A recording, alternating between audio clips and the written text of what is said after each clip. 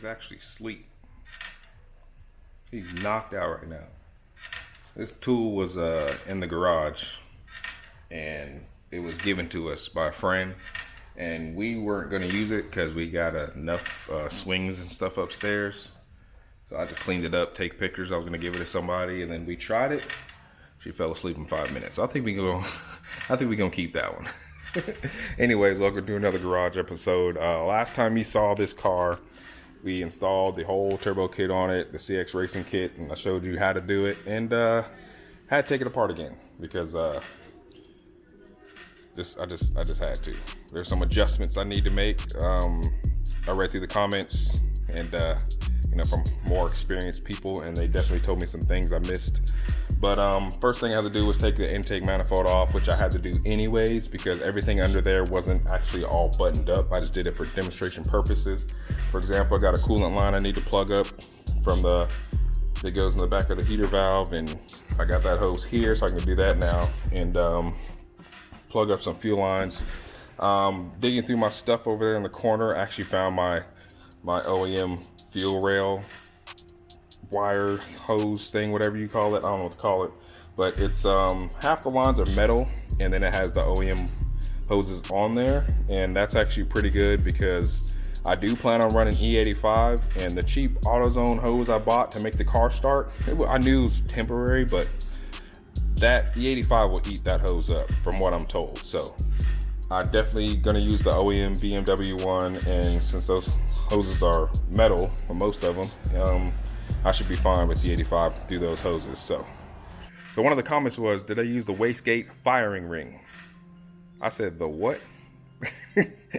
Apparently it's this little metal ring that you put behind the wastegate, and it goes in that spot. I saw it over there. I didn't know what the hell it went, so I just kind of left it out. I didn't know it went in my equation. Like I said, my box was a little confusing with extra parts. I thought it was an extra part, but I actually had to go in there, take my wastegate off again. And I had to do it anyways because I used the perforated wastegate gasket, and I know someone with the CX kit on Z36, and he said that gasket blew out on his first pull. So I pulled that gasket out, put the wastegate ring in there. It's like a mount that like mounts to the back of it and keeps it sealed, I guess, or something like that. But I put that in there, and then I swapped to the other regular gasket and sprayed that with copper and put the wastegate back. So that was cool. And then I went to the turbo because the turbo had to come off too. The turbo, I used both gaskets because I didn't know which one to use. And again, I had a perforated gasket on there. Again, they said that was whack. Get the perforated gasket out of there and just use the metal ring. And I noticed when I started to take the metal ring and the perforated gasket apart with the copper spray, it was pretty sticky. So I feel like that gasket actually will hold with the copper spray. So I ended up swapping that, putting the metal gasket on there, putting everything back down, and Loctited it because some of y'all told me to Loctite it. And so we should be good on there. Only other thing I did was change the front camber. I got those custom camber plates, and I never actually messed with them. I took them to Superstar, told them, hey, I want a bunch of front camber on my car a few years ago, and they did it. And now I'm actually trying to see if I can remove it. So we're gonna take you back to Past Black because he might have figured it out. Let's talk to him for a little bit and see what he had to do. Well, look at boy's ankles, boy. See, he work at UPS, and he be out in the sun all day with high socks and shorts, so you can see the difference in the skin. Talking about my ankles, bro? Okay. All right. Well, cool. You got it then. Don't worry about me. You got it. Hey, come on, bro. It's just a joke, man. Oh, player, you got it. Oh, man. So I guess I got to tell you. So the wheels is off, right? And I guess I don't know what he did. Come on, man. Just tell him what you did real quick, please. Just come on, bro. It'll take you a minute, bro. Here. They waiting on you. Give it here, man. God, get on my damn nerve. How you gonna talk about me and then ask for my help? Anyways, so I took the coilover out, and I want to see if I can remove the camber. So this is the adapter plate. I think I told you about this in the past. Coilover sits like that.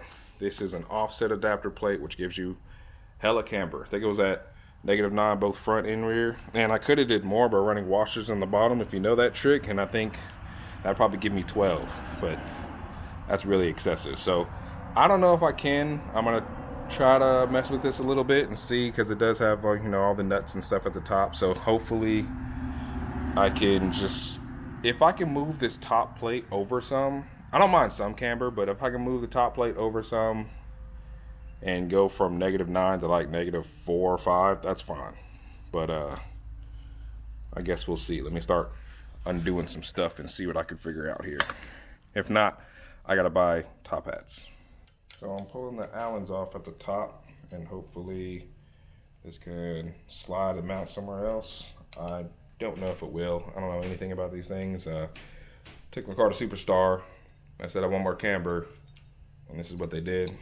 And I mean, it worked, so they did what they're supposed to do. And so let's see. So there are different holes. Which ones are they mounted in? I don't even remember. They were right here. So if I can get that to mount in these two holes, that's definitely less camber. So I think this will work. So yeah, so here we are with the top hat now.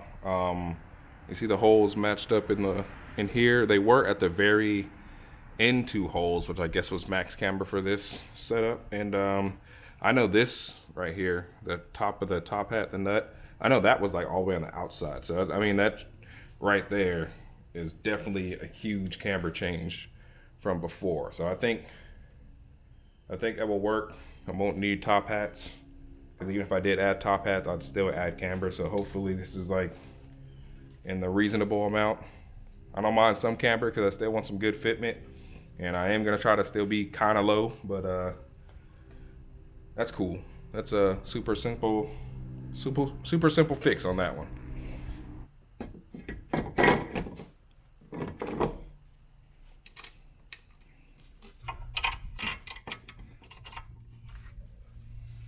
Coilovers are so easy to install in E36. Like, super fucking easy. Do the top, do the one in the middle, do these two in the back. And that's literally it. Now in the past, I have done the washer trick. The washer trick, if you don't know, is you take washers and you put them behind here, you know, behind the coilover, and it leans it that way to gives you camber. And then because of that, you have to, and then also because of that, you have to use a longer bolt. Don't remember the size, but you can look it up. Washer trick, E36, like cheap camber, whatever. So since I kept those bolts, I'm not using the washer trick anymore. But since it is an extended bolt, I still have to use the washers to, you know, keep the correct length. Otherwise, they go way too far in, and it won't work.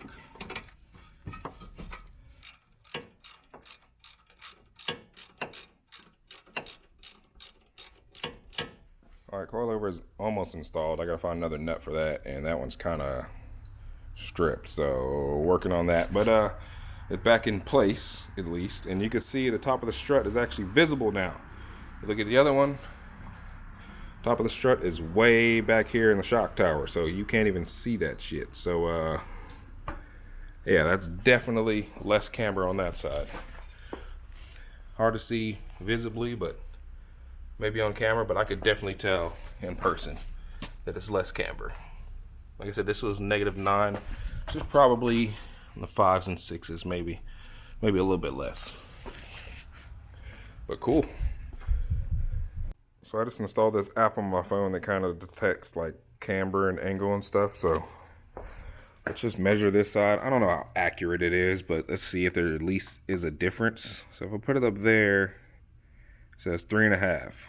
So let's say this side is 3.5 degrees. So if this is less, then it definitely made a difference. And the verdict, look at that, 6.8. So almost 7 degrees to 3.5. So that definitely knocked off some camber. So yeah, I'm gonna go ahead and knock out the other side off camera, since you already know what I'm doing. And my job is done here. So back to you, bitch. Damn, why I gotta be all that? It was just a joke. I'm gonna put the intake manifold back on, and that's probably gonna be an end of this video, I think. Dang. I'll see if I can turn you down a little bit, girl. You loud as hell. Uh-oh, eyes open. Slow it down, slow it down. Right there. Anyways, last time you guys saw the intake manifold, I had a lug nut in here, temporary reasons, just to plug it up so I didn't have any vacuum leaks while I was trying to start it. So I actually have an extra cap that goes, you know, from here to here. I actually had an extra one laying around, and then I found a top for it to seal it off. So I'm gonna put that in there, and then I'm also gonna tighten it with the hose clamp for extra security. Like if there's boost pressure going through here, it at least like run through in a circle. But here, since it's capped off, I feel like if boost hits that, it's just gonna launch it out of there. So I'm gonna use the hose clamp to make sure it stays.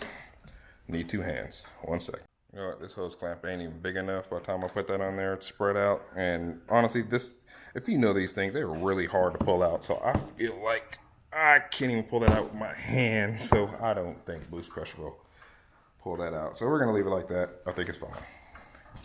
Hopefully, if it does blow out, then I know why. She's awake. See, I turned it down, now she's awake. She quiet though. Hey, Olivia. How you doing? Well, she's staying quiet, so let's keep filming.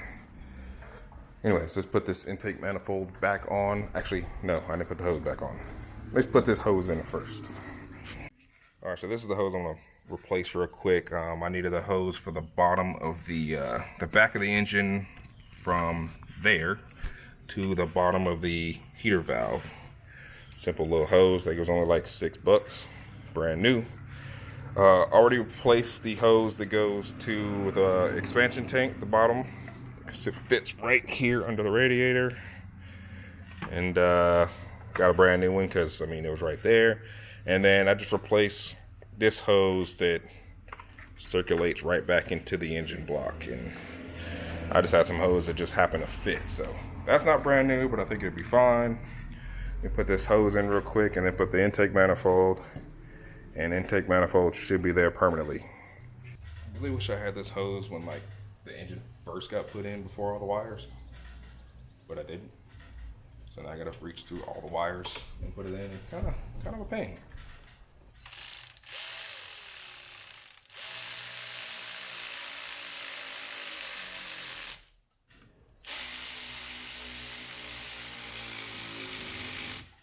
Best thing about those hose clamps is they're 6mm.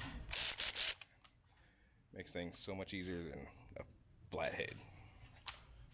All right, now everything is plugged up coolant wise down here, so I think we can go ahead and put this intake manifold.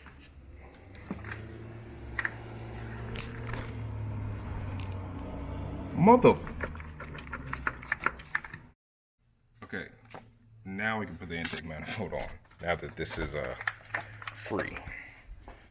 And if you remember, I was missing the 7 studs for the intake manifold, only had 2.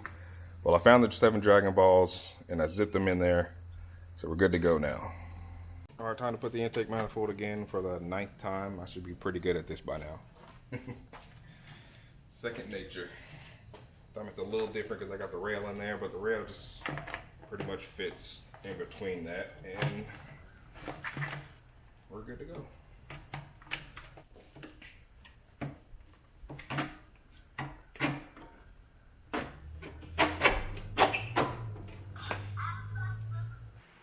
Started raining like crazy, so I had to pull the camera inside, but I got all the nuts started, so now I can actually tighten them down, and we are done with this.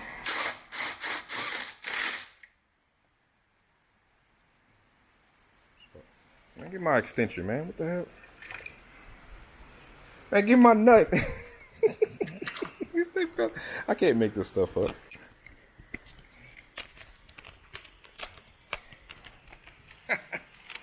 How it's supposed to be. All right, intake manifold is on there officially now. Normally I would just go ahead and push these injectors into place, but I'm going to replace those injectors. I can't use these anyway, so they'll stay loose for now. Probably have to pull the fuel rail off, change the injectors. And throttle body, I got to get a little attachment for that. This is why I couldn't use the throttle when I was trying to start the car. Now to keep running out of the car, because it goes through here, right? Let me line it up for y'all real quick. Alright, so the camera I use is a DJI Osmo Pocket. I love this camera. It's really smooth. It focuses pretty good. I got a front-facing screen so I can look and see what's going on. And it's like that big. Okay, wait. That big. It's literally that big. So I can fold it up, put it in my pocket, and I think it's awesome. But it has the normal screen on it is kind of like in your face, as you can tell. And I normally put a wide angle attachment on it, but I've lost that attachment like 6 times. And I just lost it again. And I don't know how, because it sticks on with a little magnet. It's so easy to just accidentally knock off. And I've been looking for it for like 30 minutes. So I guess the rest of this video is gonna be like this. Anyways, I forgot where I was even at because I was looking for that damn attachment. I'm so sick of it. God. Love the camera. I wish it was wider, naturally, without the attachment. Anyways, where was I? And my time is running out. You crying? What you crying for? Well, now you ain't crying. I bet if I walk right back over here to the car, you're gonna start crying though. Look at that. You sure? You good? I just need 5 minutes. Anyway, this is what I was trying to show y'all. Basically, this is where it attaches in the back. It's kind of ghetto, I know, but and then it got this little hook right here in the front. And I don't have the holder. It's like this little white clip that sits right there, and then that way it stays in place. Right now, it just falls. But I'm supposed to have that, so I'll find it from a part out car. Maybe I'll order the piece. And other than that, I gotta plug all these sensors up too, which I kind of forgot. Should have pulled them out before. This braided one, I'm really running out of time here. This goes back of there. The auto control valve. There's another long one. This goes to the bottom of the intake manifold. I'm coming, baby. And hold on, let me clip it. Alright guys, I gotta go. Be with you in 1 second. Alright, I've been searching. I cannot find my wide angle attachment. I don't know where it went. And the bad part is it's magnetic, so it's probably sticking to the block somewhere. Or under something. But I've been searching for like 30 minutes. I can't find it. Anyways, talked about that. Had to switch some of the sensors. I kind of remembered as I was doing it that I had that one backwards. The rippled one. I have a baby in my hand also. How you doing? The rippled one actually went to the throttle position sensor, and the short one went to the bottom of the auto control valve. You can kind of guess where they're supposed to go based on the length, because that does not reach up there, and you shouldn't have that much slack. So it's actually not that difficult wiring up these cars, now that I see that. But yeah, that's all I got so far. So now I'm gonna work on the intake again, and we'll go from there.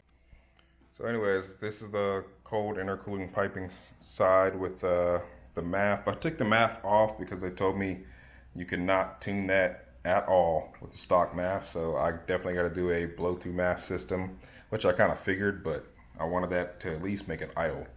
And remember that hole in the bottom of the piping? It goes for this thing. Does it look familiar now? I think I showed you guys last time, but it's easy to see when it's outside of the car. That basically goes in there. You got a nut and bolt there, and that goes all the way. What? Oh, that wasn't a word. What was that? What was that? That goes all the way, like halfway up there to this like O-ring right here, and then you can nut and bolt it, and it should stay secure. Again, don't really think you need it, but it will at least plug the hole. I will do that temporarily until I either find another bin like that or something else. But I'll do that today just to throw it on there. But we're not putting the math back on there.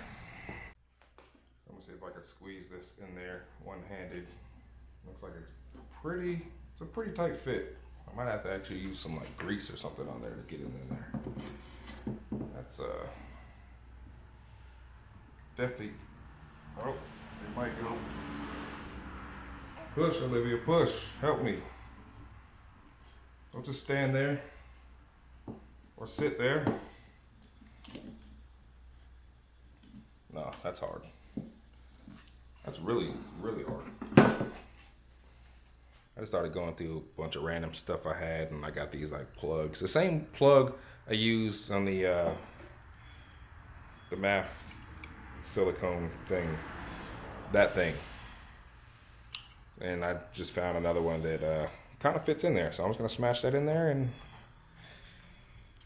that's gonna stay, because that's really hard to put in. I'm probably putting more than 15 pounds of boost right now, putting it in.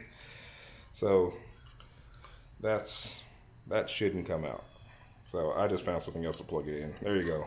There, plugged. Can't even push it out with my fingers, so nope, that's not going anywhere. Problem solved. I'm going to put this back in place. There you go.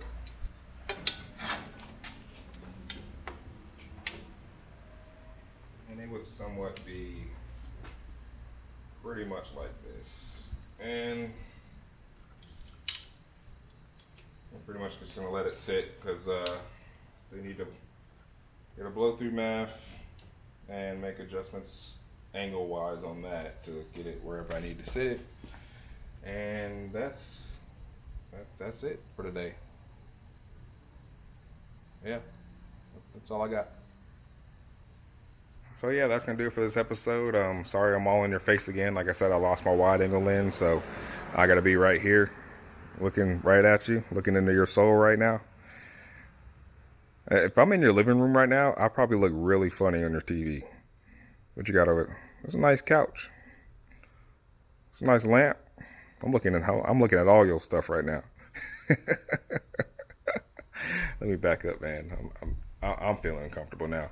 Anyways, if you watched the last video of me installing the kit and you were ready to install it, hopefully you watched this video too, so you can make the necessary adjustments like I had to, especially the firing ring on the wastegate, because that will like really destroy your day. So we'll probably leave this car alone for a little while, because everything else I need costs money, and I don't have all that money right now. I got to get my money up. Remember, I was off work for 3 weeks, so that still kind of hurt me. I'm still catching up on that. So not spending money right now, trying to save up, pay some bills.